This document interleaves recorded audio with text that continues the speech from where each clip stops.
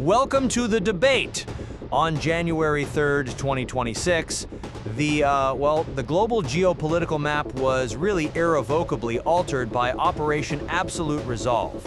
This was the successful, high-precision capture and rendition of Venezuelan President Nicolás Maduro and his wife Cilia Flores to face justice in the United States. And this action, as you can imagine, immediately ignited a fierce international controversy. Absolutely. And it really boils down to one central question we have to grapple with today. Was this Operation Absolute Resolve, fundamentally a legitimate, if kinetic, application of U.S. law enforcement against a drug cartel leader? Or was it primarily a strategic act of resource imperialism that fatally violated international law? And that's the core of it. I'll be arguing for the primacy of that legal and counter-narcotics justification. I think the operation's intent and ultimate goal were centered on accountability for designated narcoterrorism.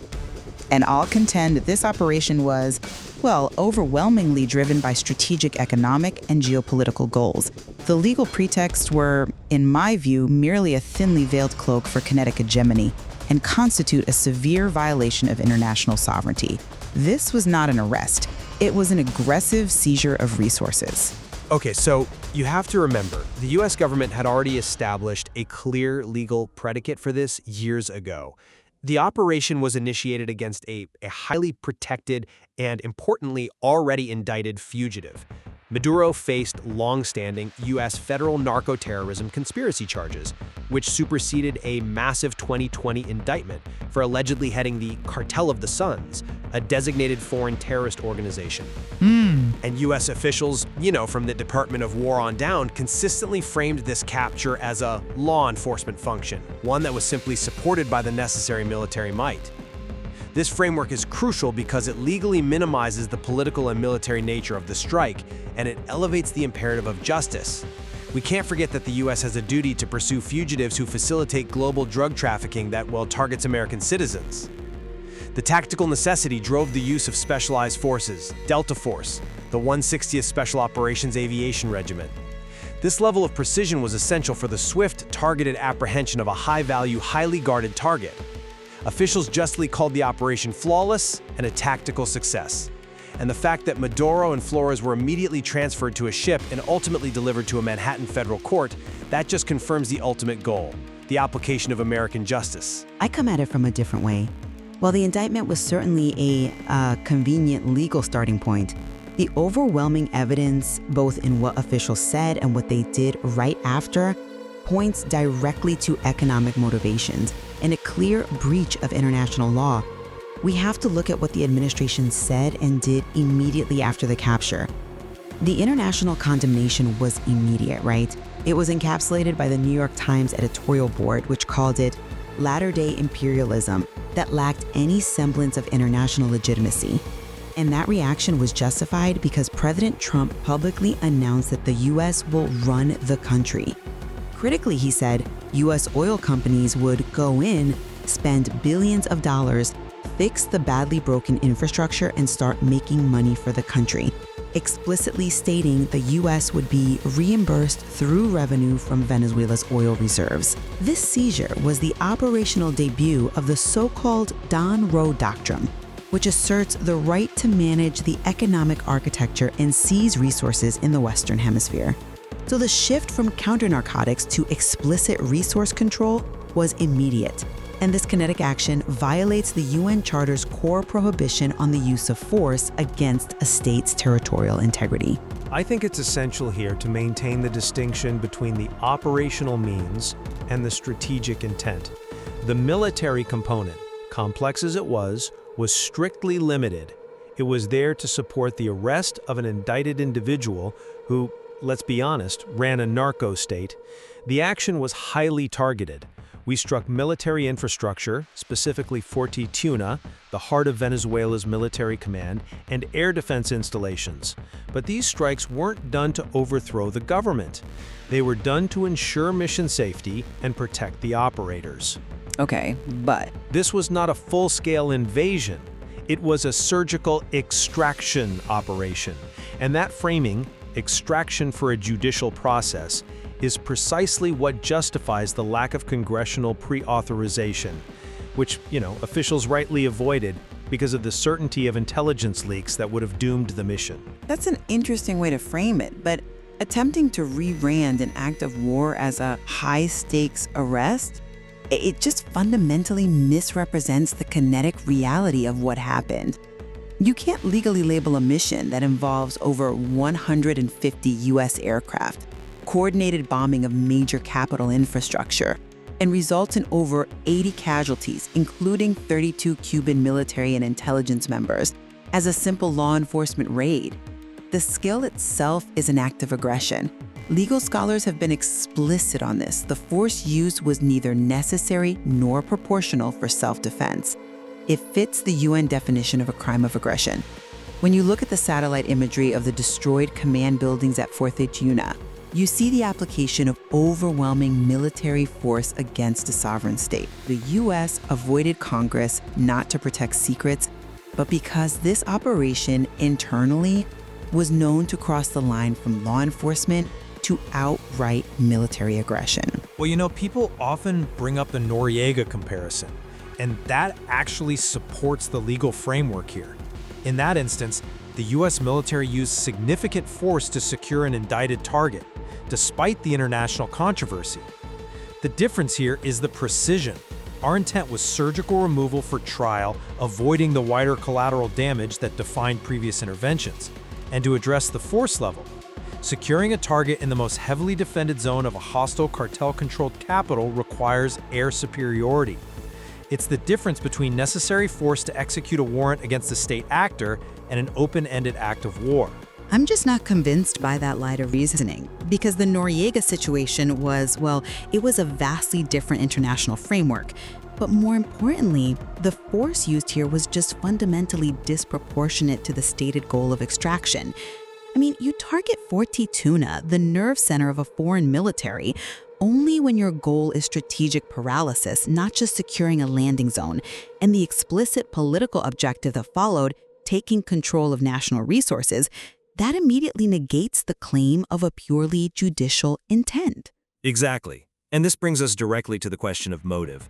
The moment Maduro was captured, the focus swiftly and explicitly changed from narcoterrorism to resources. That anti-narcotics framework, it served as a geopolitical tool. It paved the way for a secret order authorizing the use of force against designated cartels. By labeling the Cartel of the Suns an FTO and then asserting Maduro led it, the administration unlocked the kinetic capability it needed, all under the guise of an anti-drug war. But the real reveal was the economic plan. Analysts had already noted intense U.S. interest in Venezuela's enormous deposits of gold and rare earth minerals. Then we heard the president announce the U.S. was going to run the oil business, gain access to additional wealth and resources, and demand reimbursement. That is not justice. That is textbook resource imperialism. I see why you think that, but claiming the economic benefit invalidates the legal pretext. It ignores the deep systemic corruption of the regime. The economic activity the U.S. is undertaking is, it's framed as corrective, not purely exploitative. The Maduro regime's corruption, which included extensive electoral fraud and using oil wealth to fund the cartel of the Suns, that rendered the government illegitimate. It required drastic intervention to stabilize the region.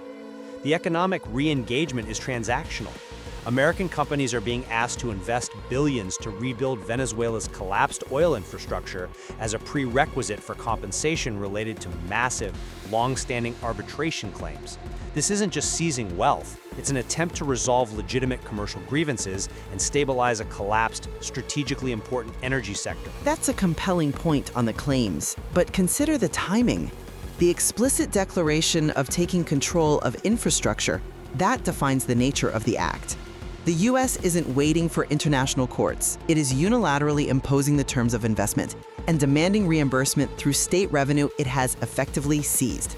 This isn't just correcting old wrongs. This is the Donroe Doctrine in action, asserting American dominance by structurally controlling the economic trajectory of a sovereign nation. To put it simply, the FTTO designation provided the means, the kinetic authority, but strategic control of oil and minerals was always the end. But by linking the operation to the FTO designation, the U.S. established a clear legal pathway, a pathway for removing a criminal enterprise that was fundamentally destabilizing the Western Hemisphere. If a regime actively uses its national resources to fund crime that targets the U.S., then the argument that the U.S. can't intervene to reclaim stability, it just loses credibility. Okay, let's shift focus for a second to the strategic consequences, which I would argue are overwhelmingly positive for U.S. interests and regional stability in the long term. The operation achieved a critical strategic objective. Checking the growing influence of extra-hemispheric rivals, China and Russia had invested over $60 billion in Venezuela as a strategic outpost. The capture of Maduro is a profound strategic defeat for both of them. And furthermore, the operation created deep, exploitable divisions within the Chavista regime itself. We saw immediate public tension between the civilian leadership, like Delcy Rodriguez, and the hardline military faction. This fracture provides the necessary opening for a functional political transition. I'm just not convinced by that line of reasoning at all, because the Donroe Doctrine has generated far more immediate, tangible instability and diplomatic backlash than any perceived strategic gain. I mean, the military operation may have divided the Chavista leadership, sure, but it fractured the entire hemispheric consensus. We cannot ignore the joint statement from key regional powers, Brazil, Colombia, Mexico, even Spain, which rejected the U.S. action as a dangerous precedent for peace and regional security. This has thrown Latin American diplomacy into chaos. Colombia immediately deployed security forces to the border, anticipating a huge refugee influx from the power vacuum. So the claim of strategic victory has to contend with the absolute chaos resulting from the lack of a coherent day-after plan. This risks an Iraq-style disaster, undermining American influence across the continent. But the regional backlash, while diplomatically challenging, it has to be weighed against the reality of a criminal regime that destabilized the entire hemisphere for years. The U.S. removed the head of that criminal enterprise decisively. And while the reaction from neighboring states is critical, it is also a reaction to the sudden removal of that instability. The transition may be chaotic, yes, but the U.S. is now positioned to guide, or at least influence, the reconstruction process, particularly through stabilizing oil production, which is a prerequisite for broader regional economic health. To assert the U.S. is guiding reconstruction when major regional allies are condemning the action and preparing for mass chaos, that stretches the definition of guidance.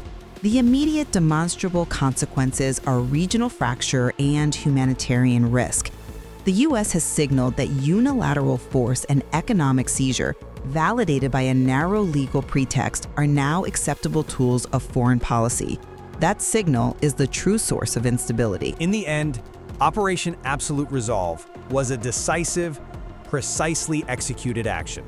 It achieved the primary tactical goal of removing an indicted narco-terrorist leader, while serving the vital strategic interest of checking foreign rivals and securing resources crucial for future hemispheric stability. The ensuing trials reinforced the principle that no leader is above the reach of American justice for supporting global crime, however controversial the means were. We cannot allow criminal sovereignty to mask profound national security threats. The critical points for me remain the overwhelming and disproportionate military force and the explicit political declarations about U.S. occupation and resource seizure. These facts reveal the operation's true nature as a unilateral act of resource extraction that violated international law. And while Maduro was, yes, an illegitimate dictator, the U.S. chose a path that has severely undermined its diplomatic standing and risks protracted regional chaos, all for the sake of kinetic hegemony under this new Donroe Doctrine. The source material really forces us to grapple with this painful dilemma of whether an immediate tactical success, the swift removal of a corrupt regime, can ever fully justify bypassing established international norms, especially when the resulting outcome promises a kind of stability, albeit an enforced one. And it compels us to consider whether the long-term strategic risks of becoming the world's self-appointed unilateral police force, violating sovereignty for perceived economic gain, will ultimately outweigh the immediate, undeniable achievement of capturing a high-value target. The enduring complexity of this doctrine and its fallout certainly warrants continuous scrutiny.